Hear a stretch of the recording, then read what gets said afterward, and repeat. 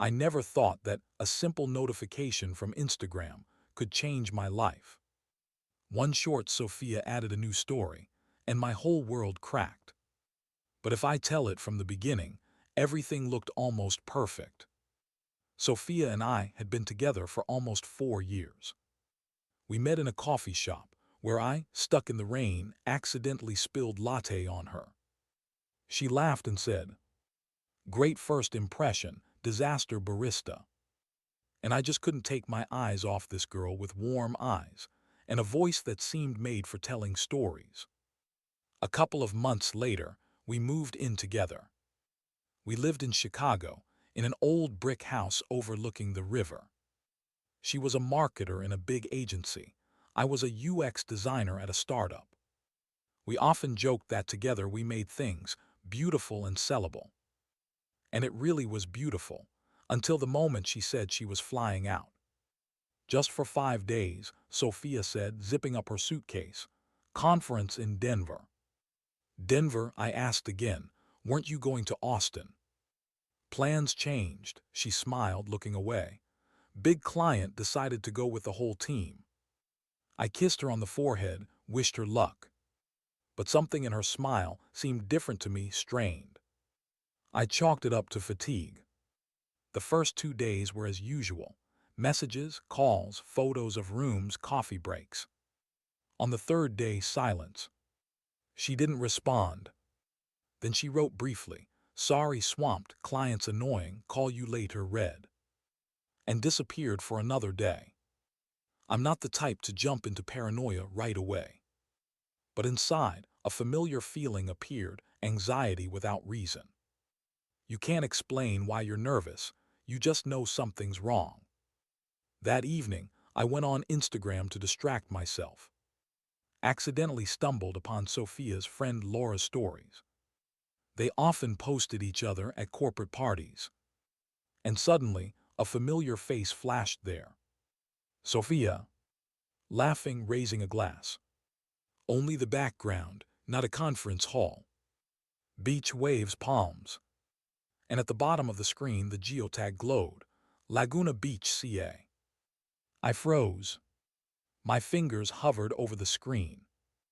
I rewatched the story 20 times, screenshotting every frame. There was another moment, a reflection in the glass.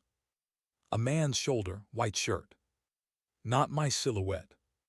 Laguna Beach. Not Denver. Not even a neighboring state. In my head it echoed, maybe it's an old recording, maybe a mistake. But the story was posted today. I didn't write to her. I just stared at the screen and felt something crumbling inside slowly. Not an explosion, not panic, exactly crumbling, like ice underfoot. I spent the night scrolling through old chats. Where she laughed, complained about colleagues, wrote. Sometimes it seems to me that business trips are just a way to get lost. Get lost where? I asked. I don't know, maybe inside yourself. Now those words sounded like a warning I didn't understand. In the morning, I decided not to guess. I called the agency, pretending to be a client. Hello, can you tell me who's at the conference in Denver right now? Wanted to clarify contacts. Of course, a cheerful female voice. Our guys returned yesterday, everything went great. I almost dropped the phone. Sorry, returned. Yes, the whole team is already in the office. I hung up. My heart pounded heavily. She's not in Denver. And not at work. She's somewhere by the ocean with someone else. That day, I realized I couldn't just sit there. I booked a ticket to Los Angeles. The decision seemed insane, but inside there was a strange calm. I wasn't going to make a scene. I needed to see, to confirm. The plane took off at dawn. From the window, the city looked like a microchip, perfectly built, impeccably ordered. Unlike my life. The California sun hit my eyes like a spotlight. I rented a car, turned on the navigator and drove along the coast. The closer Laguna Beach got, the harder it pounded in my temples. A funny feeling you're driving to where, possibly, everything you loved will be destroyed. And you can't stop. I found the hotel quickly, from the details in the stories. White columns, glass balconies, blue umbrellas by the pool. Seaside Vista Resort. I entered the lobby. Good afternoon. I'd like to find my friend. I think she's staying here. Sophia Reed. The girl at the desk nodded, looked at the monitor. Yes, Miss Reed is registered. Room 312. She smiled. Shall I call her? No thanks, I exhaled. I'll do it myself. The hallway smelled of expensive perfume and air conditioning. Every step echoed. I stopped at door 312. My hand trembled as I knocked. Pause. Then soft rustle voices. Male laughter. The door cracked open. Sophia in a white robe, hair wet, eyes wide with shock. Ethan, what are you doing here? Behind her, a man's figure flashed. The same silhouette from the reflection. White shirt. Wanted to make sure you're in Denver, I said. My voice sounded even, almost foreign. The man stepped forward. Soph, everything okay? She whispered. Yes, just give me a minute. I looked at her, then at him, and understood everything without words. I didn't yell. I just turned and walked down the hallway. She caught up to me at the elevator, grabbed my arm. Ethan, wait, it's not what you think. Really? I smirked. Then what, were you cloned? Tears welled up in her eyes. I didn't want you to find out like this. It all spiraled. I got confused.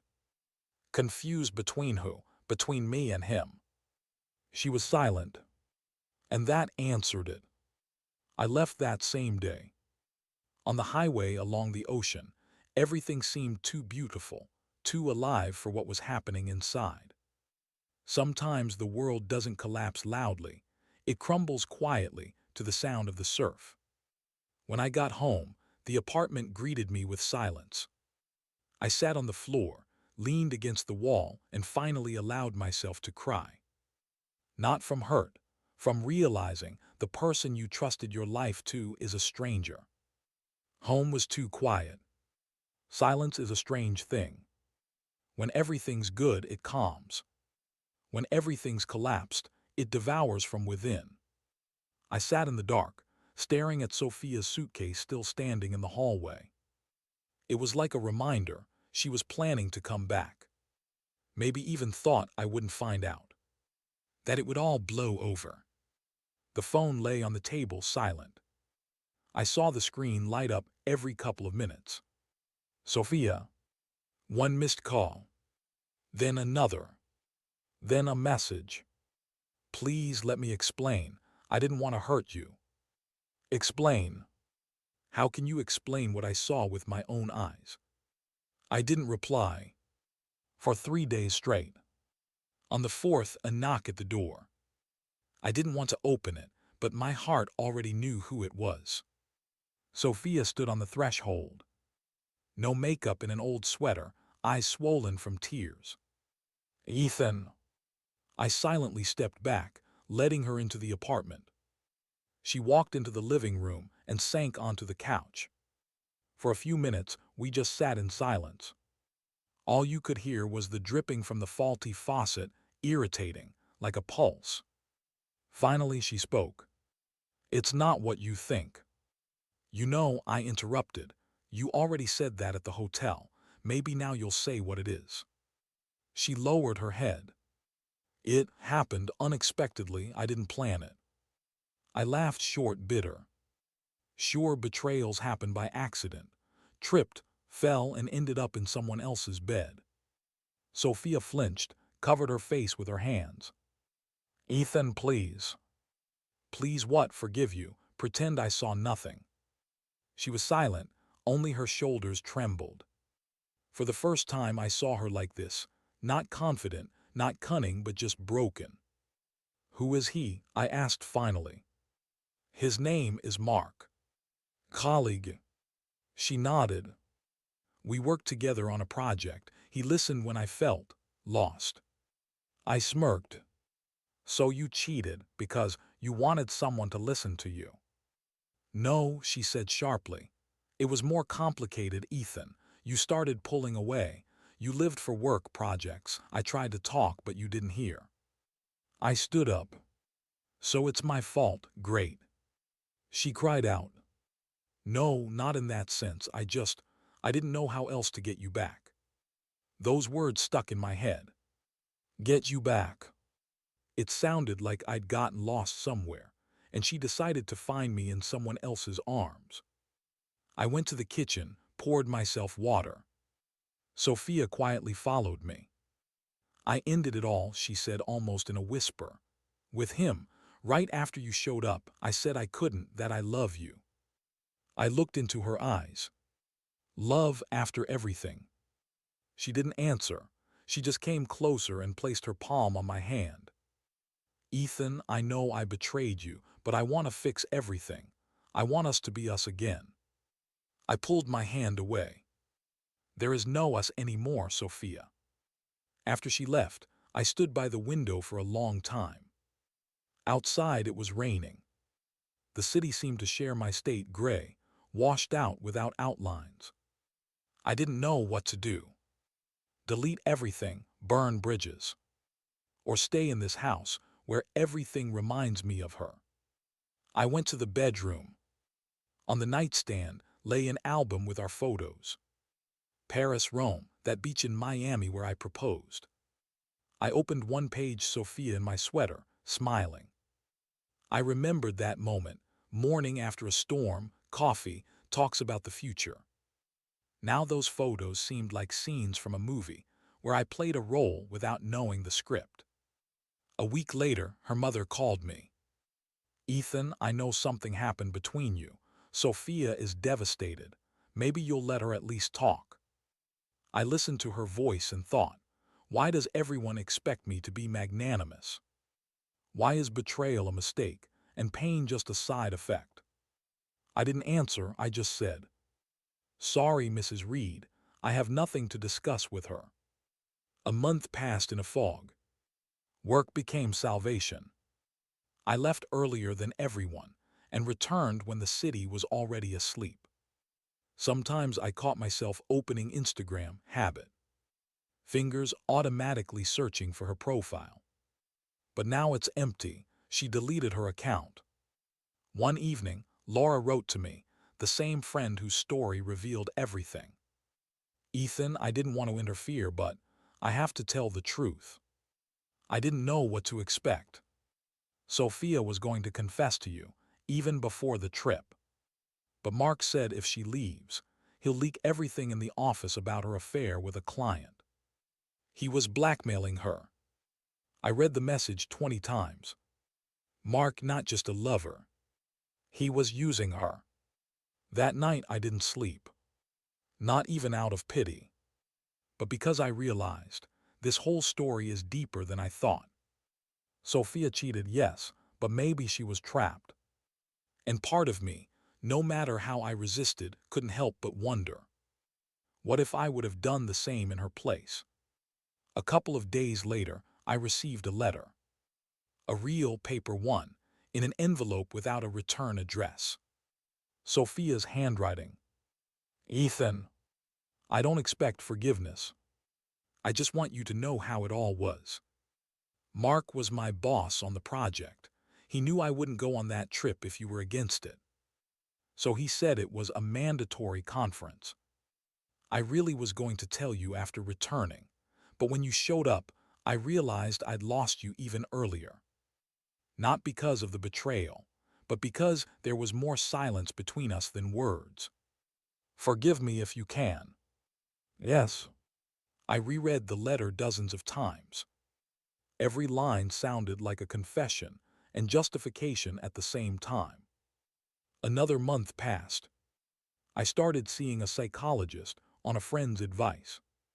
The first thing I said to him, I don't know if I hate her or just miss her. He nodded. That's normal. You can't turn off feelings with a snap, even if the person betrayed you. He was right. Feelings aren't a switch, it's inertia. They fade slowly, resisting.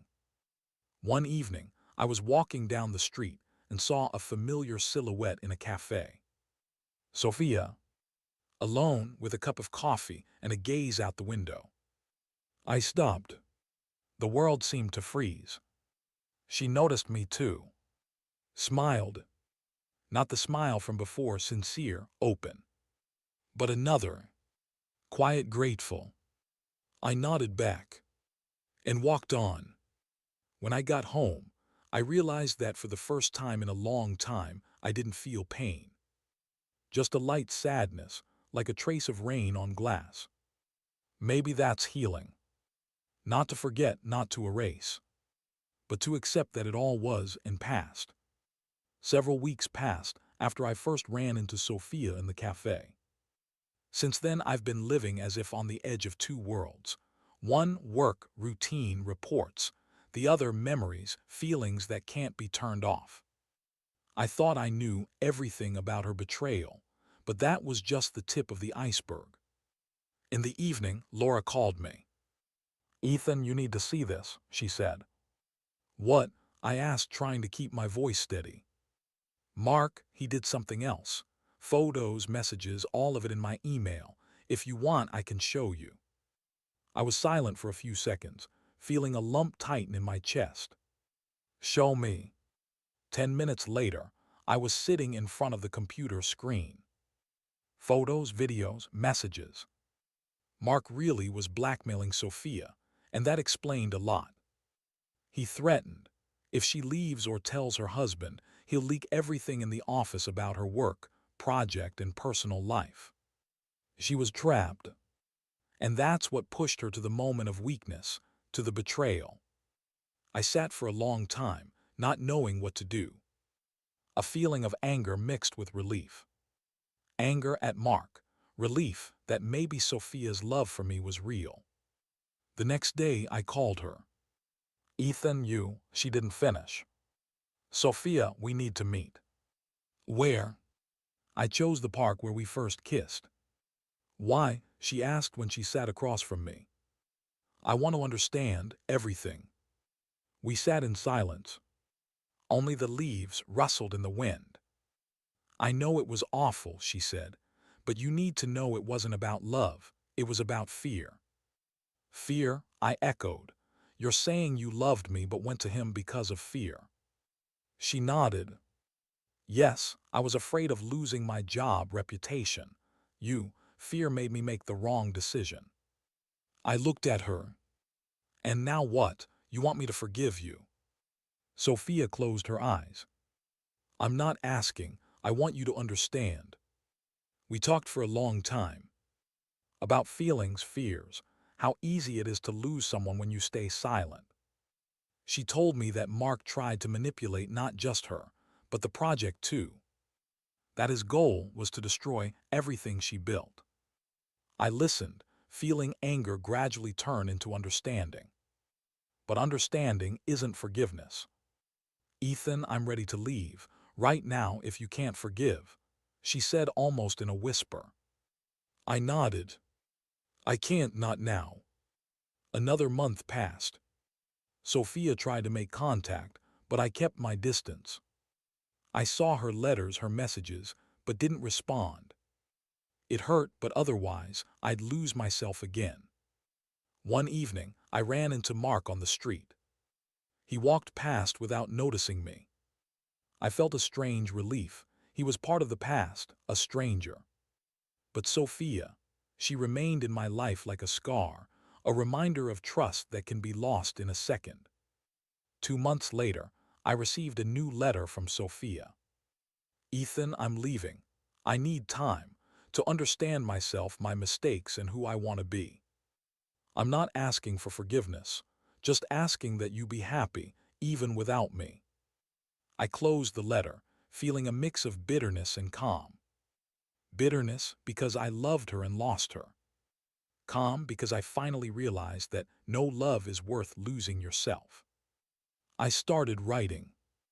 Not letters to Sophia, not complaints, not justifications. Writing for myself, about feelings, pain, fear, and betrayal. Writing to understand how you can love and lose at the same time. A few weeks later, I posted the text on Reddit. I found out my wife was cheating, and it was more complicated than I thought. This is a story about love, fear, and pain that no one saw. Comments came quickly. Sympathy, readers' stories, advice. I realized my story isn't unique. Many people go through this. But for me, it became a beginning. The beginning of understanding that life isn't black and white. That forgiveness doesn't necessarily mean returning. That love is sometimes pain. 6 months passed. I met a girl in a bookstore. Simple, with a quiet smile, and the same sense of humor as Sophia. We talked for hours about books, movies, life. And though my heart still remembered Sophia, I felt lightness for the first time. Sometimes at night, I think about her. About how it all could have been different. But those thoughts don't destroy me. They teach. This story is bitter. No perfect forgiveness, no full recovery. There's only a choice: live on or drown in memories. I chose to live. And maybe in a year or two, I can say to myself, it hurt, it was unfair. But I survived. And now I can love again, even if the past left scars. A year has passed since the day I learned the truth about Sophia. A year filled with silence, loneliness, and attempts to rebuild myself. I continued working. Work was safe and predictable: reports, meetings, clients. It didn't heal the pain but gave structure.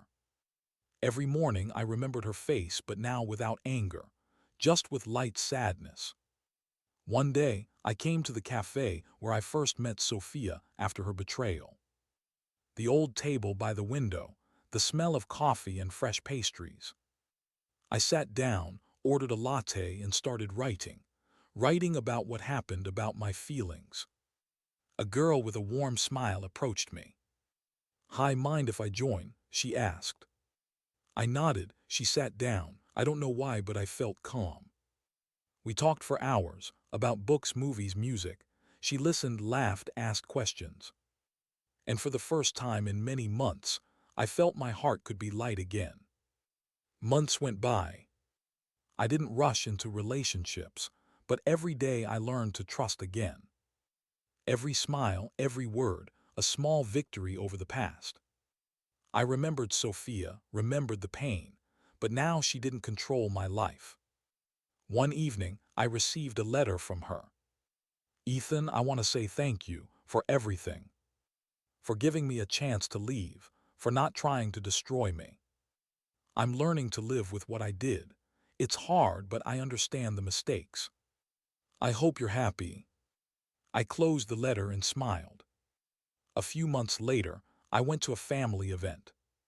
Sophia wasn't there. But I saw people I loved, friends, colleagues. I understood that life goes on.